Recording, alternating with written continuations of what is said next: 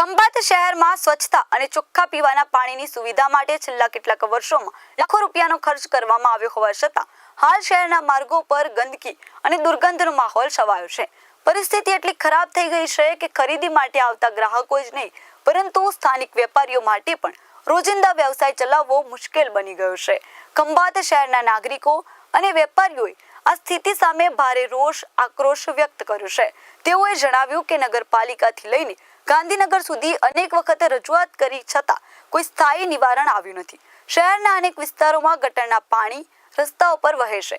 કચરાના ઢગલા રોજિંદા દ્રશ્ય બની ગયા છે અને દુર્ગંધને કારણે લોકોના આરોગ્ય પર સીધી અસર થઈ રહી છે.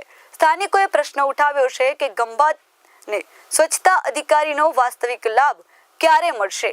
શહેરની હાલની સ્થિતિમાં તંત્રના ઉદાસીન વલણને કારણે નાગરિકો તકલીફમાં છે અને સ્વચ્છતા માટે જવાબદાર વિભાગે તાત્કાલિક પગલાં લેવાની માંગ ઉઠી છે.